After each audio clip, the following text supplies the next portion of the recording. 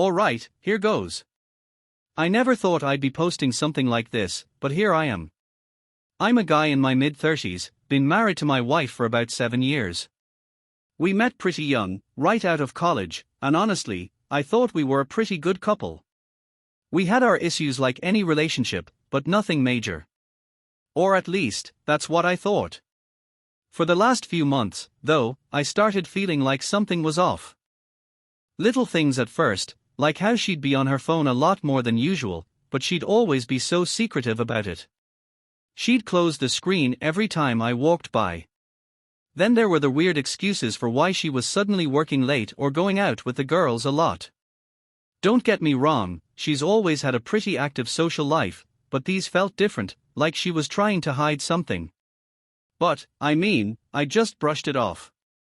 Marriage isn't always perfect, right? Maybe I was just being paranoid. But something in the pit of my stomach told me this wasn't just in my head. The night everything started unraveling, it was completely by accident. I wasn't snooping. I swear on everything, I wasn't even trying to catch her in anything. I had come home early from work because my boss let us out after a power outage. I didn't tell my wife, figured I'd surprise her and maybe we'd grab dinner together or something. When I walked in, the house was quiet. Too quiet. Our bedroom door was closed, which was odd for that time of day.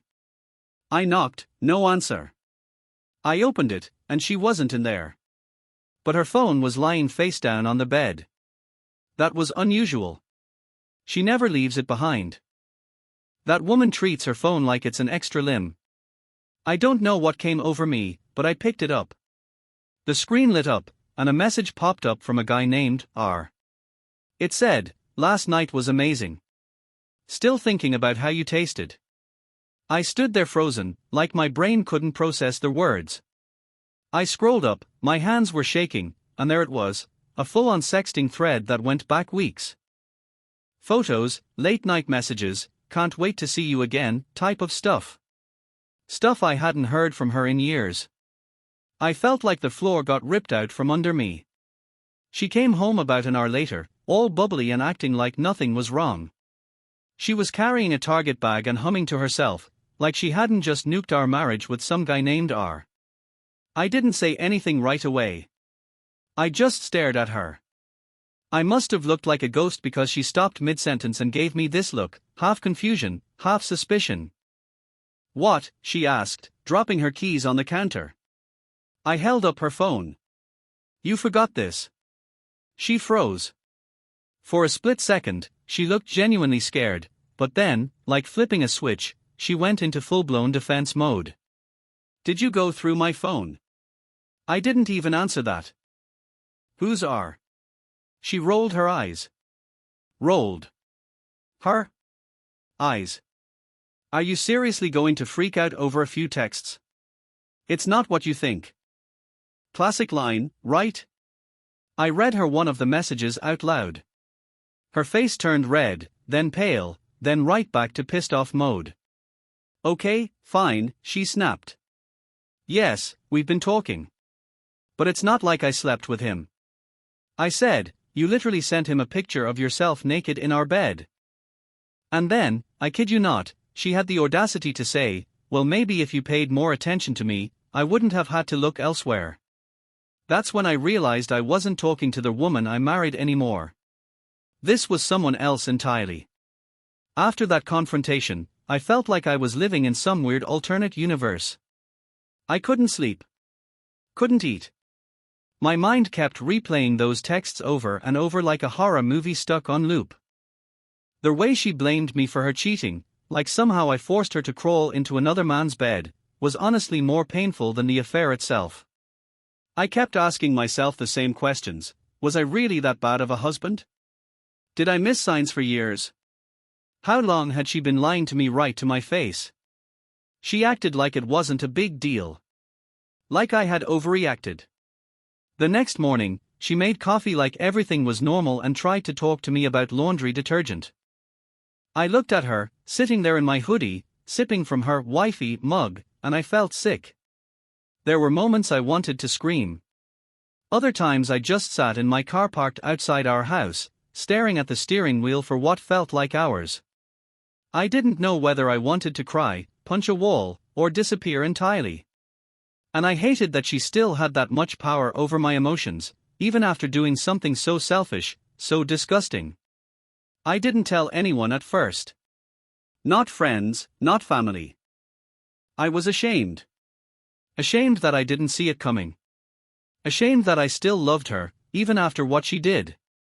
After a couple days of awkward silence and her pretending nothing happened, I couldn't take it anymore. I needed answers. I needed truth, if there was any left to get.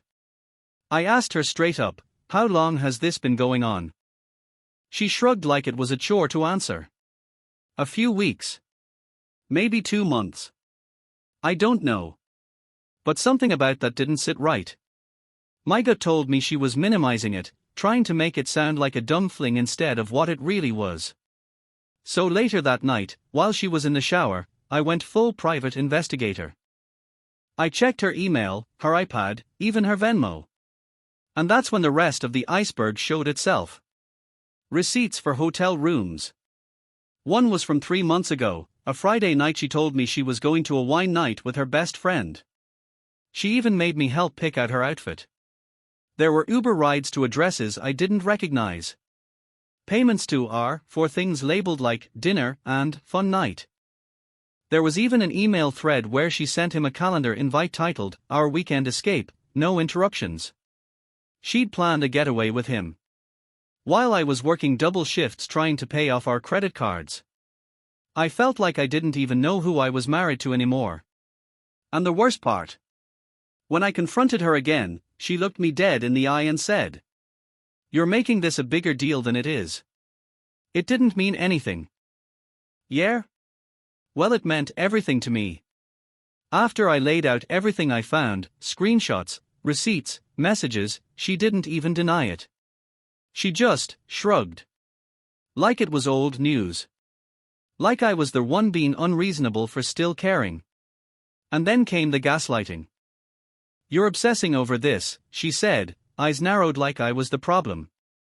"It's not like I was living a double life or anything." I laughed. Not because it was funny, because it was insane. "You literally booked hotel rooms behind my back." And she goes, "It was just for space. Things haven't felt right between us for a while." Oh, okay. So cheating is her version of couples therapy? She started rewriting our entire marriage right in front of me. Suddenly, I was emotionally distant. I never listened to her. I worked too much. "I've been unhappy for years," she said, like I was supposed to be clued in by the way she smiled and told me she loved me every damn night. Then came the worst part. She actually said, "You're acting like I murdered someone. People make mistakes. A mistake is forgetting your anniversary. A mistake is saying something stupid in an argument. This was deliberate. Planned. Hidden. Lied about." But she stuck to her script. Cold. Defensive. No real remorse. Like getting caught just inconvenienced her. Not because she hurt me, but because it forced her to deal with it. It was the first time I looked at her and truly thought, "I don't even know who you are anymore."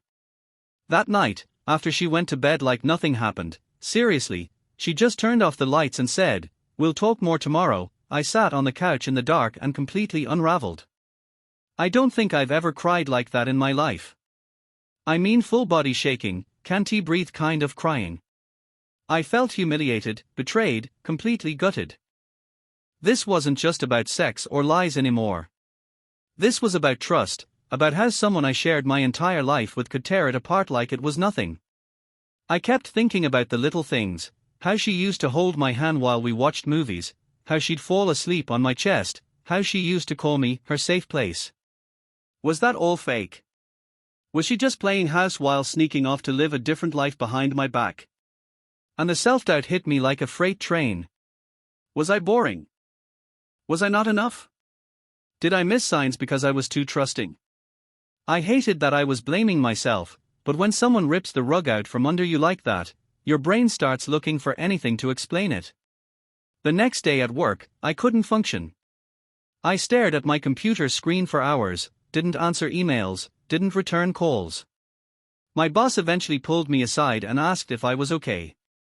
I wanted to say no. I wanted to scream, my wife cheated on me and doesn't even care. But instead I just said, I'm fine, because what else do you say when your world's falling apart and everyone else is still just living their lives? That was the moment I realized I couldn't keep pretending everything was normal. Up until that point, I hadn't told a soul. I guess part of me was still hoping it wasn't real, or maybe I just didn't want to be that guy, the one who got cheated on and aired it out like dirty laundry. But the pressure of keeping it in was eating me alive. So I finally called my brother. He answered on the second ring, all upbeat like usual. Yo, what's up, man? And I just said, she cheated on me. Silence. For a few seconds, it was just dead quiet on the line. Then, wait, what? I told him everything. The texts, the hotels, the lies, the way she acted like I was the problem. And he just let me talk. He didn't interrupt, didn't judge, didn't try to fix it, he just listened. And that was the first time in days I felt like I could breathe again. He said, bro. I always had a weird feeling about her, but damn. I didn't think she'd do this. I didn't even get mad at him for saying it. I kind of agreed. After that call, I opened up to one of my close friends too. Same reaction, shock, disbelief, followed by a flood of support. They kept saying the same thing, this isn't on you. I needed to hear that more than I realized. Because when someone you love betrays you like that, it's so easy to start thinking you caused it. But hearing it from people who care about me, who know me, it helped. It didn't fix anything, but it reminded me I wasn't alone. And that's when the anger started to kick in. Not the blind rage kind, but that cold, steady kind that settles in your bones. I wasn't going to let her twist this into my failure anymore. A few days later, she finally decided to put on her remorseful wife act. I came home from work and found her sitting at the kitchen table, candles lit, dinner made, like we were in some bad rom-com where everything magically gets resolved in a 2-minute montage. She had this soft, rehearsed tone like she'd been practicing in the mirror. I've been thinking, and I just want to say I'm sorry. I never meant to hurt you. Never meant to hurt me. She planned hotel nights with another man. That's not a stumble, that's a sprint in the wrong direction. I didn't say anything. Just sat down and stared at her. Then she hit me with the real kicker. Can we try to move past this? I think we can be stronger because of it. Stronger? I swear, I almost laughed in her face. I asked her, do you even feel guilty? At all? And she gave me this tired look and said, I've said I'm sorry, what else do you want from me? No tears. No emotion. Just this flat, cold delivery like I was being difficult for not instantly forgiving her. Then came the ultimate manipulation, she started crying, but it wasn't real. I could tell. I've seen her cry for real. This was different. It was performance. I feel like I've lost myself, she said, trying to make it about her again. I was confused, and he made me feel seen. Right. Because my love, loyalty, and years of sacrifice clearly didn't count. She wanted to put a band-aid over a bullet wound and pretend like everything could just go back.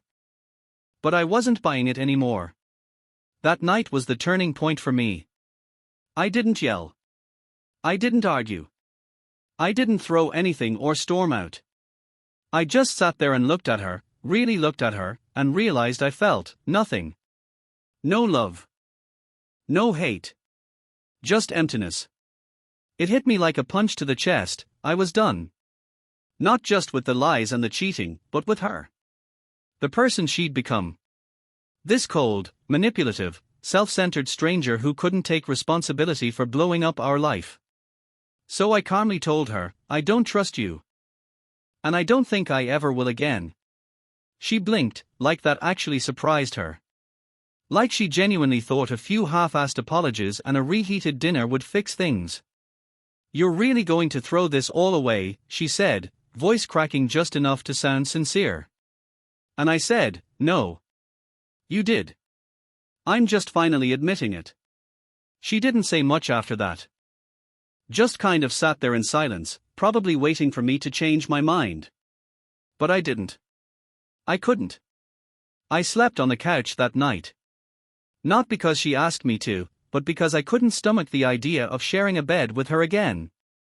It was the first night in a long time I felt something close to peace. Painful peace, yeah, but peace all the same. That was the moment I started mentally packing my bags. The next morning, I woke up with a sense of clarity that I hadn't felt in weeks. I knew what I had to do. I wasn't going to be stuck in this toxic relationship, trying to fix something that was broken beyond repair. The lies, the manipulation, the affair, it was all too much. I didn't want to end things, not really, but deep down I knew I had no choice. I wasn't going to be someone's second choice, someone they could cheat on and then expect to pick up the pieces. I looked over at her as she sat at the kitchen table, eating breakfast like we hadn't just had our entire marriage implode in front of us. She was pretending like everything was normal, but I could see through it. The masks were cracking, but she wasn't ready to admit it. I told her, "I can't do this anymore. I'm done." She froze, spoon halfway to her mouth. "What do you mean, done?" "I mean I'm leaving," I said. My voice was steady, but inside I felt like I was walking through a storm. I'm not going to live in a house where I'm lied to every day. Where I'm made to feel like I'm the problem when you've been cheating behind my back. She stared at me like I'd just slapped her. Then came the waterworks. "You're really just going to walk away? After everything we've been through?" I nodded. "Yes. Because I deserve better. I deserve someone who actually values me." She tried to argue, to guilt-trip me, to make me feel like I was throwing away a life we'd built together. But it wasn't our life anymore. Not in the way it used to be. I started packing. Slowly, methodically, like I was putting together a puzzle that didn't fit anymore. She begged me to stay, said she'd change, that I was the only one she loved, but her words felt hollow. I was already gone. Even though I was still in the same room, I was mentally checked out. And when I walked out the door with a few bags and no plan except to get as far away from her as possible, I felt like I was shedding a skin that didn't belong to me anymore. That was the beginning of me reclaiming myself. The first few days after I left were the hardest, but not for the reasons I thought they'd be. I was expecting to feel lost, like I'd made a huge mistake.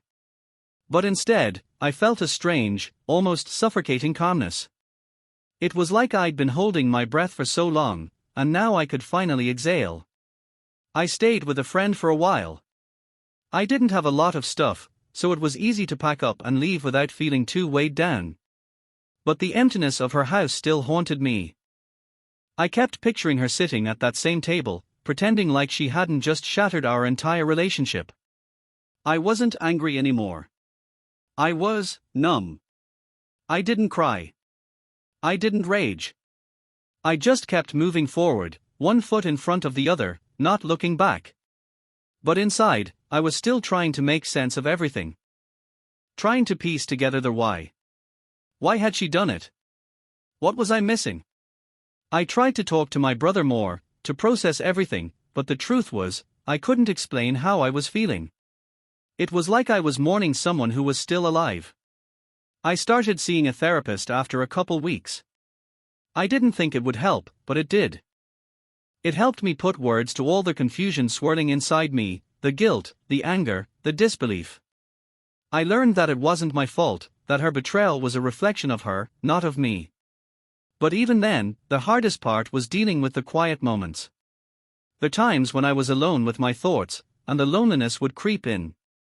There were nights when I missed her, and the life we used to have. I missed the version of her I thought I knew. But every time that doubt crept in, I reminded myself of the truth. She wasn't the person I thought she was.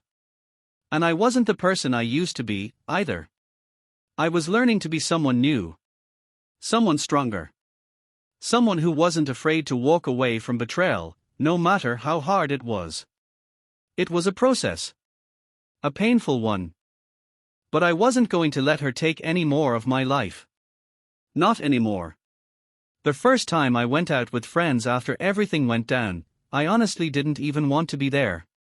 It felt forced, like I was pretending to be normal when I was anything but.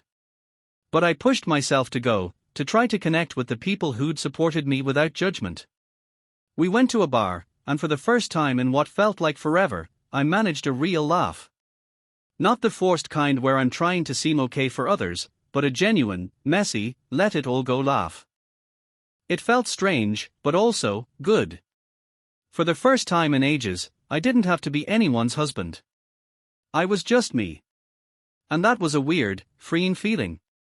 I was still raw, still broken in so many ways, but I wasn't as lost as I had been the week before. The weight I'd been carrying, the guilt, the shame, felt lighter, even if just by a little bit. And there were moments, like when I was sitting on the porch with my buddy, just talking about nothing and everything, where I could almost feel myself starting to come back to life. Not the old me, the guy who was naive enough to believe everything was perfect, who trusted without question. No, this was a new version of me. Wiser. More cautious. But still open to the possibility of happiness, even if it had to come in a new form. I started focusing more on myself. Working out again. Taking up hobbies I had neglected. I even signed up for a photography class, something I'd always wanted to try but never had the time for before. It felt good to rediscover parts of me that had been buried for too long under the weight of someone else's lies. But the hardest part of all this? The nights. The silence. The absence of someone who was supposed to share everything with me. I realized that the real healing wouldn't come from distractions or trying to numb the pain. It would come from facing it head on, from accepting that things were over and I had to rebuild, not just my life, but my trust in myself. It wasn't a quick fix. But I was getting there. Slowly, one step at a time. And every step, no matter how small, felt like a victory. It was about a month after I moved out when I ran into her again. I wasn't expecting it at all. I was at the grocery store, minding my own business, picking out some vegetables like any normal human being, when I turned the corner and saw her standing there, staring at the bread aisle with that same look of indecision she always had when shopping. For a split second, it felt like nothing had changed. But then reality hit me like a slap in the face. She didn't see me at first, so I had a moment to gather myself. I considered leaving, just walking away before she noticed me, avoiding the awkwardness. But something in me didn't want to run anymore. I wasn't the guy who would shrink away or be intimidated by her anymore. So I took a breath and walked up to her. "Hey," I said, my voice steady but my heart racing. She froze when she heard me. For a split second, I could see her face falter, like she didn't know whether to smile, apologize, or pretend nothing happened. It was almost like she was waiting for me to make the first move, maybe hoping I'd act like the guy who just rolled with it and didn't hold a grudge. "Hey," she finally said, forcing a smile that didn't reach her eyes. For a moment, I just stared at her. I saw the woman I once loved, but also the woman who betrayed me. I saw the fake apology, the manipulation, the coldness that had replaced her warmth. It was like looking at a ghost. "How have you been?" she asked, shifting uncomfortably. I wanted to say something snarky, something that would show her how much she'd hurt me, but instead, I just nodded. "I'm good. Really good, actually." She looked surprised by my answer, maybe expecting me to crumble or beg for another chance. But I wasn't that guy anymore. "That's good," she said, and for a second, I thought I saw a flicker of regret in her eyes. But it was gone as quickly as it appeared. We stood there for a few awkward seconds, neither of us really knowing what to say. It was like the entire weight of our past had come rushing back, but neither of us wanted to confront it fully. Finally, I broke the silence. "I hope you're doing well." She nodded, and there was this almost imperceptible tension in the air, like she wanted to say more but didn't know how. "I should go," I added, before she could say anything else. She gave a small, almost defeated smile. Yeah, me too. Take care. And with that, I turned and walked away, leaving her standing there in the middle of the aisle. It was weird. Part of me thought I'd feel angry or upset, but instead, I just felt nothing. And that was exactly how I needed to feel. Because I wasn't holding onto the past anymore. I wasn't carrying her or her mistakes around with me. I was free. And that felt more powerful than anything she could have said or done. After running into her at the store, I thought I'd feel more, something. Anger, relief, confusion, anything. But the truth was, I felt almost indifferent. It was like I'd been holding my breath for so long, and now I could finally exhale. The encounter had no power over me. The weight of her betrayal didn't have the grip it once did. That moment showed me just how far I'd come. Over the next few months, things slowly began to fall into place. I started to really live again. I took the time to figure out what I wanted, not just in relationships, but in life. I spent weekends hiking, exploring new places, meeting new people. I was reconnecting with the world that had felt so distant while I was stuck in that toxic marriage. The world was so much bigger than I'd realized, and I felt like I was finally starting to experience it the way I was meant to. I also began to date again. It wasn't about rushing into something just to fill the void, it was about rediscovering parts of myself that had been buried under layers of insecurity, fear, and pain. The first date I went on was terrifying, I won't lie. I hadn't been on a date in years. But it was fun. The conversation flowed easily, there was no baggage, no past hanging over me. It felt light and easy, and for the first time, I realized what I'd been missing, the ability to just be. And then, as time passed, I found myself in a relationship with someone who valued me for who I was, not just for what I could offer. Someone who listened, who made me laugh, who didn't lie or betray my trust. It wasn't perfect, of course. Relationships never are. But it felt real. And more importantly, it felt safe. Looking back, I realized something important. The hardest part of the entire experience wasn't the betrayal itself, it was having to admit to myself that I deserved better. That I deserved someone who would treat me with the respect I gave them. That was the real challenge, accepting that I wasn't meant to settle for less than I was worth. Now, when I think about my ex-wife, it's not with anger or sadness. It's more of a quiet acceptance.